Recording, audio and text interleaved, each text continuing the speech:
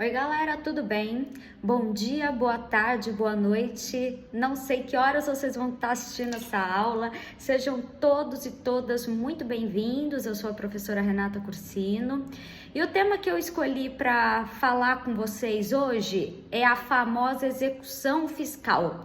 Sabe aquela lei 6.830 de 80 que todo mundo já ouviu falar em algum momento da vida? Então, aquela que são sempre tão cobradas em concursos públicos, OAB.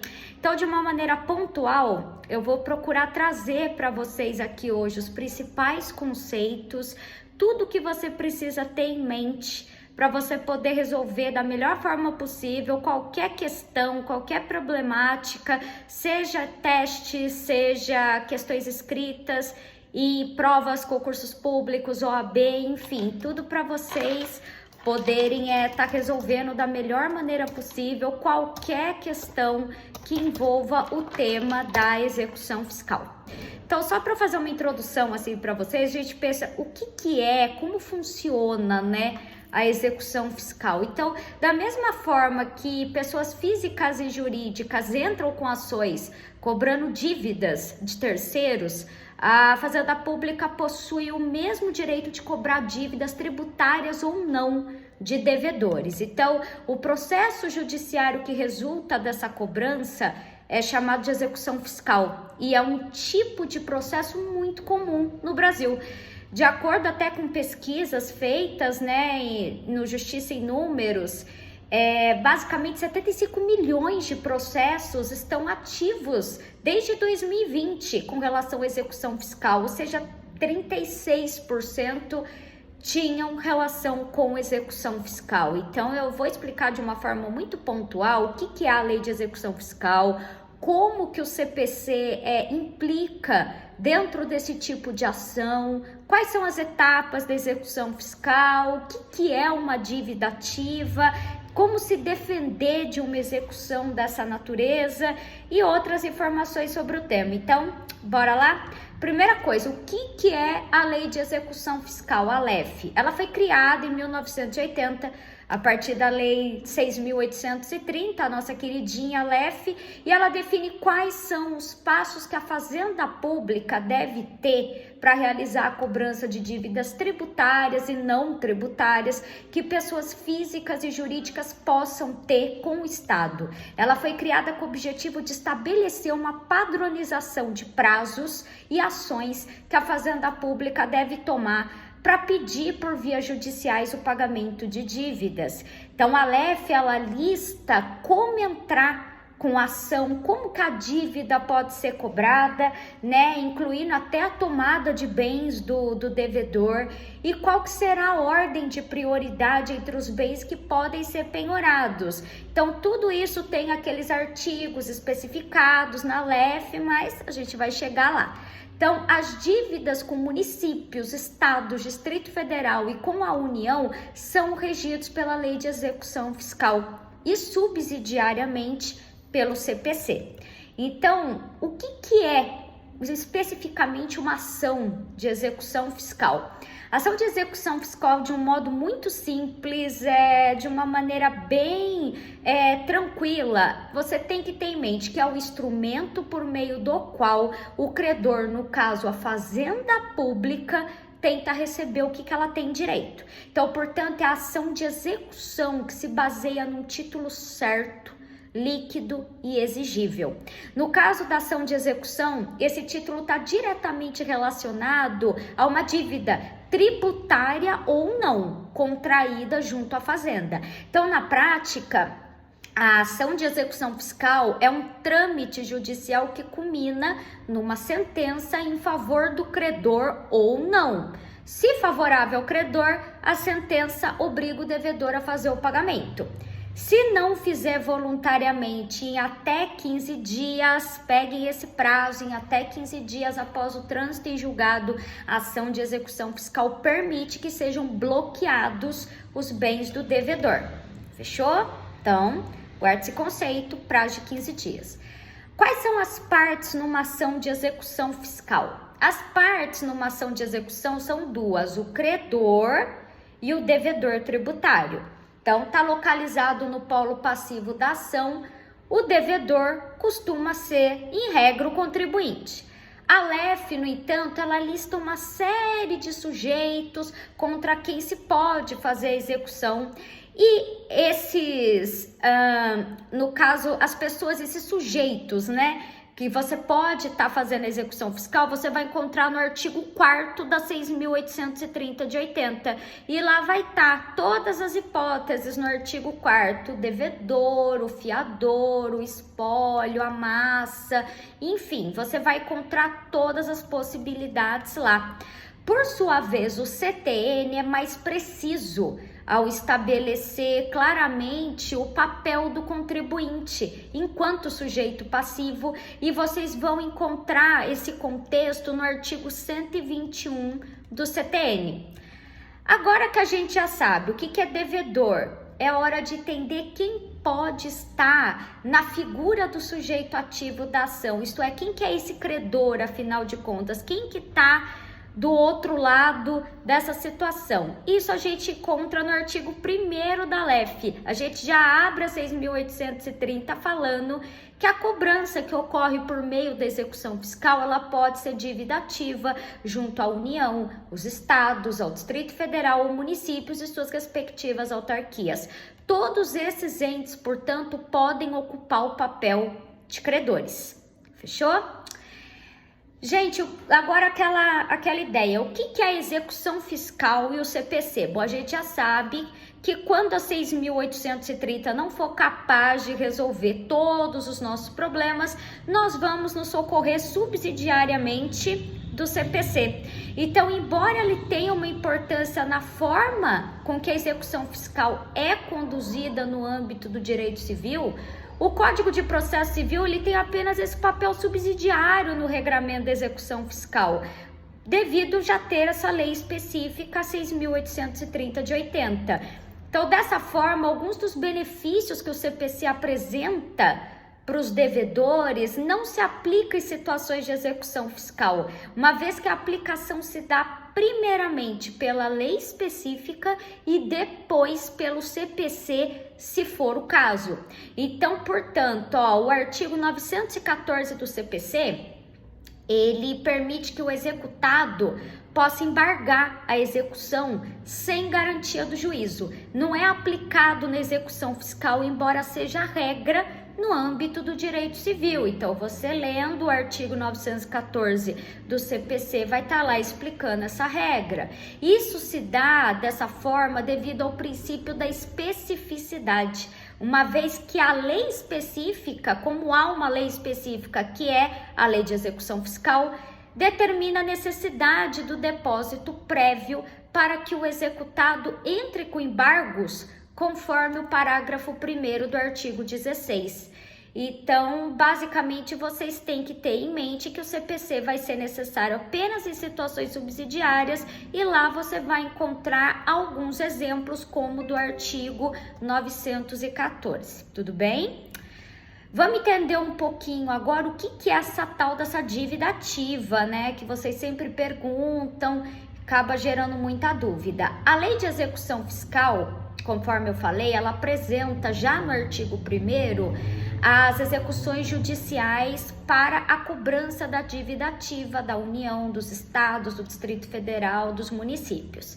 A dívida ativa ela é definida como todo crédito que o Estado possui de origem tributária ou não, a partir dos devedores. Então, conforme o parágrafo 2º do artigo 39 da Lei número 4.320/64, a dívida ativa ela é definida conforme os parâmetros que tá lá nesse parágrafo 2º. Lá vai ter o conceito de dívida ativa, né? Que é o crédito da fazenda pública de natureza proveniente de obrigação legal relativa a tributos e respectivos adicionais e multas, e falando também sobre a dívida ativa quando ela não tributária e os demais créditos da fazenda. Então, ficar de olho nesse parágrafo 2º do artigo 39 da Lei número 4.320/64, que traz todo o conceito sobre dívida ativa.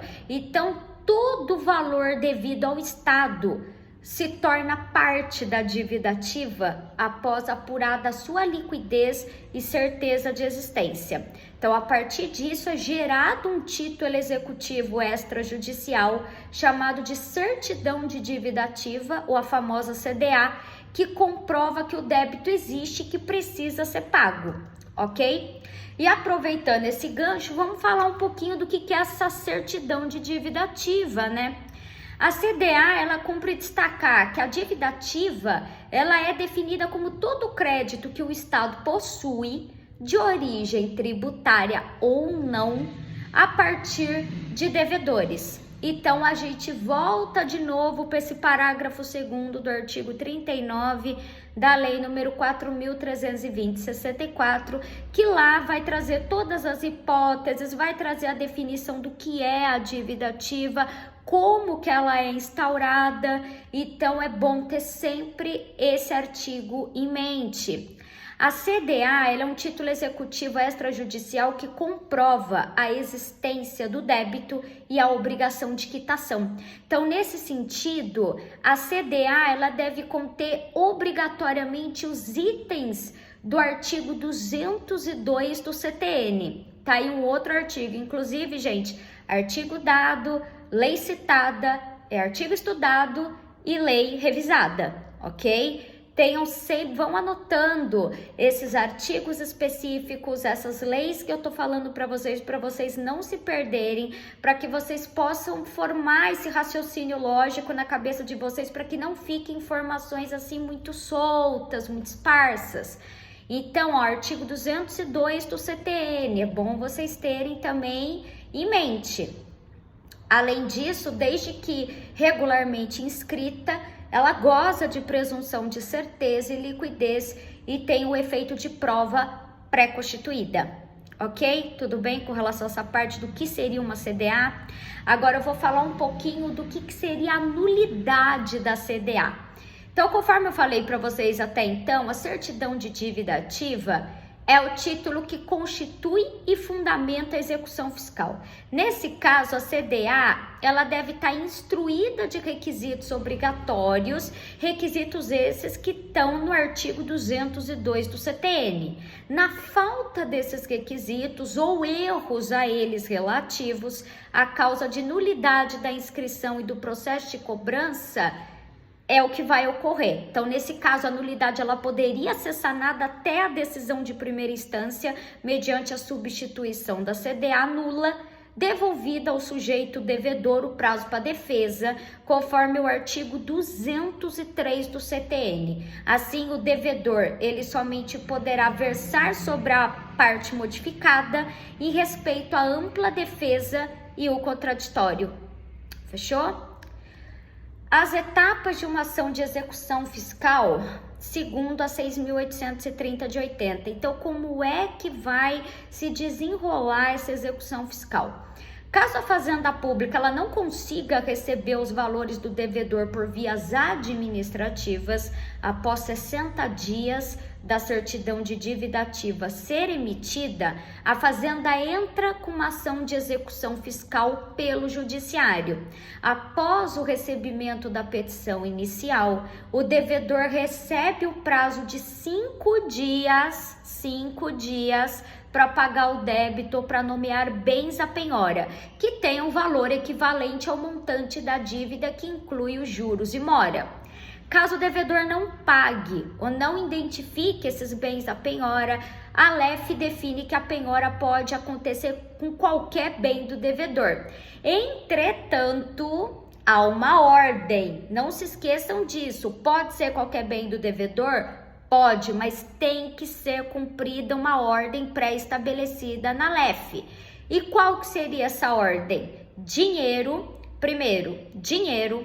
títulos de dívida pública ou de crédito, né, com cotação na bolsa, pedras e metais preciosos, imóveis, navios e aeronaves, veículos, móveis e, por último, direitos e ações. Tem que seguir esta ordem, ok? Então, caso o devedor não concorde com a execução fiscal, pode-se entrar com uma outra ação chamada de embargos de execução fiscal. essa ação ela ocorre separadamente da execução fiscal, porque o dinheiro ou bem iria pagar o valor que precisa ser garantido. Então, nesse caso, não se esqueçam, no caso de você estar entrando com embargos de execução, é uma ação à parte da execução fiscal, porque o dinheiro que iria pagar o valor lhe precisa ser garantido, ok? Prescrição da execução fiscal. Então, quando a gente pensa em prescrição de uma dívida, ela ocorre após 5 anos da sua constituição, conforme o artigo 134 do CTN. Conforme o artigo 174 do CTN. Então, você vai lá, vai ter todas as hipóteses no artigo 174, né, de como que vai ocorrer essa prescrição. Entretanto, a lei de execução fiscal, ela aponta nos seus regramentos situações onde a execução fiscal pode ser suspensa e até prescrita. Então, de acordo com o artigo 40 da LEF, o juiz deve suspender a execução fiscal se o devedor não for localizado ou se bens do mesmo não forem encontrados para penhora. É isso que o artigo 40 vai falar para vocês. Entretanto, uma vez que a ação já foi ajuizada para se tornar uma execução fiscal, o prazo de prescrição ele não corre durante esse tempo, conforme aponta o mesmo artigo 40. Então, o parágrafo 2º do artigo 40, ele aponta que o processo ele deve ser arquivado caso se passe 1 ano sem que o devedor ou tenha nomeado bens para penhora sejam localizados. Então, muito cuidado com esse artigo 40 da LEF e o parágrafo 2º. Quais são os problemas que nós temos com a execução fiscal? Você deve estar pensando, nossa gente, são muitos, são inúmeros. Aliás, eu não sei se eu poderia dar aqui uma aula, um curso só de execução fiscal ou falando só dos problemas que nós temos com relação à execução fiscal. Não é à toa que lá no comecinho eu falei para vocês que tem essa porcentagem bem alta, né, de execuções fiscais em trâmite no judiciário. Então, a execução fiscal no Brasil, ela apresenta vários problemas na esfera jurídica. Então, as execuções fiscais, elas representam 36%, né, do total de casos pendentes, que já era desde 2020. Então, as execuções fiscais, elas possuem uma das maiores taxas de congestionamento do país. Estava em 87% em 2020. Pensem vocês hoje, 2024, como é que não está essa situação? Então, isso quer dizer que a cada 100 ações de execução fiscal que ocorreram em 2020, apenas 13 foram baixadas. Então, esses dados, eles mostram que as execuções fiscais, elas possuem pouca eficiência, porque o custo das ações ao longo do tempo é muito alto. E quanto mais tempo passa entre a constituição de uma dívida e a sua cobrança pela justiça, menores são as chances da Fazenda reaver de fato esses valores. Isso não quer dizer que a Fazenda Pública deve desistir de cobrar, né? De maneira nenhuma, né? Quem está devendo. Mas aponta para um problema causado pelo grande volume de execuções fiscais e pelo baixo retorno que as mesmas apresentam. Então, isso significa que alternativas de cobrança desses valores devem ser pensadas pelo poder público, né, com o intuito de desafogar o poder judiciário e de facilitar o recebimento dessas dívidas. Tudo bem? Vou falar também para vocês um pouquinho, já que eu já toquei no assunto mesmo, sobre embargos à execução fiscal. Lembra aquela ação que você entra se você não concorda com a execução fiscal, aquela ação à parte? Então, como eu expliquei para vocês, cabem embargos à execução fiscal, ou como também é chamado, embargos do executado contra a ação de execução fiscal. Os embargos do executado é uma ação autônoma que tem relação direta com a cobrança feita pela Fazenda Pública. São nos embargos que o executado se defende da dívida apontada pelo Estado. Então, além disso, são também nos embargos que o réu irá discutir a natureza da dívida, se ela é legal ou não, se os valores estão corretos, se ele é de fato, está devendo aquilo lá ou não. É o momento de reunir documentos que comprovem a existência ou não da dívida, além de discutir questões de direito, né? Eu acho bacana ressaltar que nos embargos de execução fiscal é necessária a garantia do juízo para entrar com essa ação, porque a lei especifica e regula essa necessidade. Então, vai estar especificado lá na LEF que você precisa fazer a garantia do juízo para você poder estar entrando com a ação de embargos. Também é importante que vocês tenham em mente que os embargos de execução fiscal, eles não possuem regra efeito suspensivo. Cabe ao réu apontar que a continuação da marcha processual pode causar dano irreparável ao mesmo. Então, se provado, o juiz poderá conceder efeito suspensivo ao recurso, ok? Então, só para vocês terem uma ideia dessa parte de embargos de execução fiscal. O que é uma execução fiscal do IPTU? Que também é uma outra problemática que a gente vê com bastante frequência na prática, né? E mesmo em questões de OAB, segunda fase, né? Para a elite tributarista desse meu Brasil, a gente sempre acaba encontrando questões como essa. Então, uma vez que o imposto sobre a propriedade predial e territorial urbano, IPTU, né, é uma quantia de ordem tributária, ela é cobrada pelo poder público e o não pagamento da mesma pode colocar a pessoa na dívida ativa do município, tornando a dívida elegível à execução fiscal. Como qualquer outra dívida cabível à execução fiscal, deixar a mesma passar em branco, né, sem fazer nada, pode fazer com que a Fazenda Pública entre com uma ação contra o devedor, que pode acarretar na penhora dos bens. E como fazer essa defesa da execução fiscal do IPTU? Para se defender da execução fiscal do IPTU, o indivíduo ele tem duas principais opções, né? Defender-se dentro do próprio processo de execução fiscal, a partir da exceção de pré-executividade, ou entrar com embargos do executado. Na exceção de pré-executividade, o executado ele poderá alegar apenas erros e vícios de matéria, o que seria possível caso a dívida tenha prescrito, por exemplo.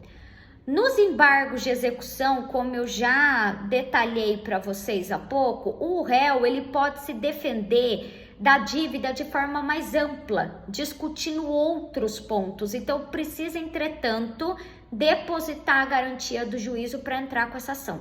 Então, de qualquer forma, o ideal é que o indivíduo seja assistido e representado por um advogado, né, ao ser intimado de uma ação de execução fiscal, né, para que o profissional possa ali estar achando o melhor caminho para você estar resolvendo essa pendência. Então, basicamente, quando você quer fazer a sua defesa e execução fiscal de IPTU, ou você vai pela exceção de pré-executividade, que você vai apenas discutir situações pontuais da matéria, ou você vai para os embargos de execução e lá você vai ter que fazer a garantia do juízo e poderá, inclusive, discutir outras temáticas referentes à matéria.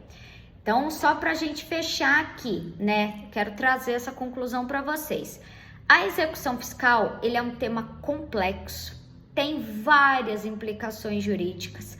Além disso, a dificuldade que a Fazenda Pública tem em reaver esses valores afeta diretamente cofres públicos, dificulta o fechamento de contas, contribuindo para o déficit atual que nós temos aí. Então, de qualquer forma, é necessário que o Estado crie novas formas de reaver os créditos da dívida ativa com o intuito de desafogar o judiciário e de aumentar a taxa de retorno.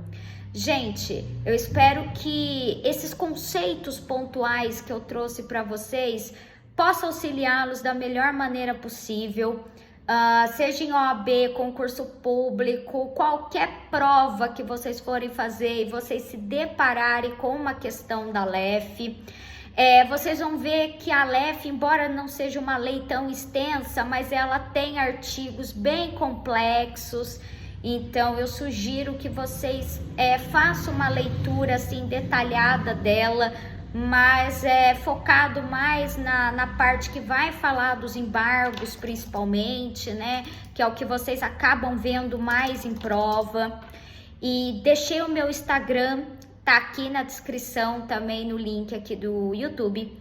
Vocês podem me adicionar, podem estar tirando dúvidas sobre a temática da execução fiscal, das outras aulas que eu já postei também, limitações ao poder de tributar, substituição tributária, ou mesmo outras dúvidas que você tenham, sejam no tocante ao direito material, processual tributário, enfim, eu estou à disposição de vocês.